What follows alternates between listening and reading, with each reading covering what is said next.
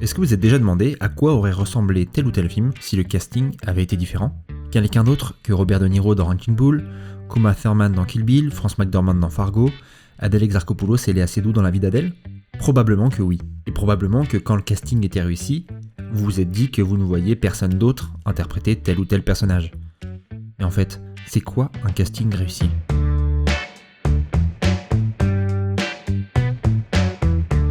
Par définition, le casting sert à incarner des personnages tels qu'ils ont été pensés pendant l'écriture du scénario. Donc, la chose la plus importante, c'est que le casting corresponde physiquement à leur personnage, c'est une évidence. Au premier regard, les spectateurs doivent immédiatement trouver le personnage crédible, dans un premier temps au niveau de son apparence, donc son visage, sa carrure, sa prestance, sa coiffure, et dans un second temps, sa voix, son phrasé, son accent, etc. Buongiorno. Si je vous dis une machine à tuer vétéran américain de la guerre du Vietnam, il y a de très faibles chances que vous me disiez Roberto Benigni, qui a par ailleurs tout mon respect. Bon, ça c'est le degré 0 du casting, ce qui est concret, ce qu'on peut voir et ce qu'on peut entendre. Mais qu'en est-il de ce qu'il y a au-delà de la pellicule ou du disque dur ? Évidemment, on ne peut pas cacher que le casting a une dimension marketing. Les gens se déplacent pour voir le nouveau film de Scarlett Johansson ou d'Omar Sy, c'est indéniable. De plus, si on revient à un aspect purement artistique, le casting peut servir à donner une plus-value narrative et une direction par la seule présence d'une comédienne ou d'un comédien. Que ce soit dans Superman Returns ou Star Wars épisode 2, alors qu'on entend les noms de stars du grand écran circuler, le choix a été fait de caster un acteur inconnu du grand public pour incarner une icône de la culture populaire. Brandon Routh pour Superman et Hayden Christensen pour Anakin Skywalker, autrement dit Dark Vador, pour les gens qui vivent dans une grotte en Corée du Nord. Ce choix est caractéristique d'une démarche artistique et narrative pour que le spectateur attribue cet acteur à ce personnage et rien de plus. Il y avait une rumeur à l'époque qui disait que DiCaprio avait été approché pour le rôle d'Anakin. Alors je ne sais pas si c'est avéré, mais passons. Imaginez la première apparition d'Anakin. Personne ne va se dire « Ok, donc lui c'est Anakin Skywalker », mais plutôt « Ah mais c'est Leonardo DiCaprio là !» De même, quand l'adaptation de Harry Potter a été mise sur les rails, Steven Spielberg était attaché au projet. Il souhaitait que Haley Joel Osment incarne le jeune sorcier. Le public aurait eu du mal à l'assimiler à Harry Potter, mais l'aurait davantage vu comme le gosse de Sixième Sens. Et je pense que c'est exactement ce qu'on a voulu éviter avec ces films. Les réalisateurs voulaient que la vision initiale que l'on avait de ces personnages soit totalement vierge et qu'elle se construise en fonction du film et seulement en fonction du film. Par conséquent, on peut raisonner de la même manière, mais dans l'autre sens. Pourquoi ne pas se servir de l'image d'un comédien ou d'une comédienne afin de servir son propos ? Dans L'homme qui tua Liberty Valance, John Ford met en scène la fin du mythe de l'Ouest américain et le passage à une ère plus moderne. Pour ce faire, il convoque la figure ultime du cow-boy, John Wayne, et l'oppose à James Stewart.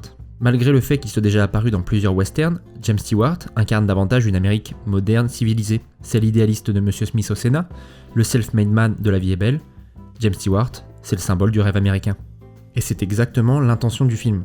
Confronter l'Amérique et les zones obscures de son histoire, explorer le fossé entre le mythe et la réalité. When the legend becomes fact, print the legend. Plus récemment, dans Promising Young Woman, Carey Mulligan est aux prises avec un certain nombre de personnages antipathiques, détestables et même violeurs. Et pour les interpréter, la réalisatrice Emerald Fennell a choisi des personnes qui ont une image plutôt sympathique grâce à leur précédent rôle. Adam Brody, le gentil gendre idéal de Newport Beach, Christopher Mintz-Plasse, le gentil McLovin de Supergrave, Alison Brie, la gentille innocente de Community, Chris Lowell, le gentil copain de Veronica Mars, et Max Greenfield, le gentil ahuri de New Girl. Et ça marche. Dès que leurs personnages débarquent, il y a une sorte de dissonance cognitive qui se crée chez le spectateur parce qu'à la minute où on les aperçoit, ils nous apparaissent comme sympathiques, alors que leurs actes ne le sont pas du tout. Et au contraire, pour les personnages plus gentils entre guillemets, elle caste Alfred Molina, le méchant de Spider-Man 2, ou Clancy Brown, qui a incarné tout un tas de fumier dans tout un tas de films comme Les Évadés, Highlander ou Starship Troopers, qui est un modèle en termes d'utilisation de casting soit dit en passant. Grâce à ce casting, le propos du film se retrouve amplifié. Il ne faut juger quelqu'un que par ses actes et pas par l'image qu'on a de lui ou qu'il véhicule. Dans une même veine mais un peu différente, dans Contagion de Steven Soderbergh, qui raconte la propagation d'une épidémie mortelle, il choisit de faire appel à toute une ribambelle de stars comme Gwyneth Paltrow, Matt Damon, Jude Law, Marion Cotillard et j'en passe. Attention, je vais spoiler, mais lorsque Gwyneth Paltrow meurt au tout début du film, le spectateur reçoit 5 sur 5 le message « Personne n'est à l'abri ». Forcément, quand on a des stars annoncées dans les rôles titres, en général, on s'attend à ce qu'elles restent tout le film ou qu'elles meurent maximum à la fin. Donc, on ne sent pas réellement les personnages en danger quand ils sont menacés de mort au début ou au milieu du film. Mais ici, Soderbergh utilise ses a priori du public pour surprendre le spectateur et décupler les enjeux. À partir de ce moment-là, on a peur pour nos protagonistes, peu importe par qui ils sont interprétés. Dans le même principe, un choix de casting peut servir à accentuer un rebondissement ou une surprise comme par exemple la mort d'un personnage qui survient tôt dans le film. Attention, je vais respoiler, mais que ce soit dans Psycho avec Janet Leigh, Mise à prix avec Ben Affleck ou The Place Beyond the Pines avec Ryan Gosling, le fait que ces personnages soient interprétés par des grands noms, qu'on les ait bien soulignés pendant la com du film, rend la mort de leur personnage plus marquante et surprenante. Si un inconnu avait joué l'un de ces rôles, le spectateur aurait été moins affecté par leur mort précoce dans le film. De plus, ici, on n'hésite pas à les tuer de façon anti-héroïque, si je puis dire. Dans The Place Beyond the Pines, Direction France utilise ce que véhiculait Ryan Gosling à l'époque, cette image de monolithe taiseux indestructible, acquis notamment avec Drive de Nicolas Winding Refn, pour mieux surprendre le spectateur lorsque son personnage meurt brutalement, sans panache et quasiment hors champ.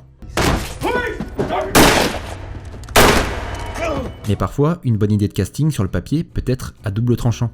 Dans Interstellar de Christopher Nolan, une équipe d'astronautes est en route pour une planète habitable où pourrait se réfugier l'espèce humaine. Leur attention se porte sur une planète explorée par un certain Dr Mann, dont on entend parler durant tout le film. Au moment où ce fameux docteur apparaît, surprise, c'est Matt Damon, dont le nom a été complètement tu durant la promotion du film. Ce choix de casting est intelligent, car à l'image de ce que j'ai dit plus tôt sur Promising Young Woman, on lui fait immédiatement confiance alors qu'on ne devrait pas. Mais personnellement, ça m'a complètement sorti du film alors que j'y étais profondément plongé. Soudain, j'étais de retour sur mon siège dans une salle obscure en train de me dire « Eh mais attends, mais c'est Matt Damon ?» Mais ça, c'est purement un ressenti personnel. Bref, le casting, c'est peut-être l'une des parties les plus importantes de la mise en scène qui se poursuit avec la direction d'acteur. Le film peut avoir des plans magnifiques, des mouvements de caméra impressionnants, des décors somptueux, un scénario remarquablement bien écrit. Si le casting n'est pas au point, le film ne sera jamais crédible. L'inverse est en revanche moins vrai. Donc, on va dire que le casting, c'est important.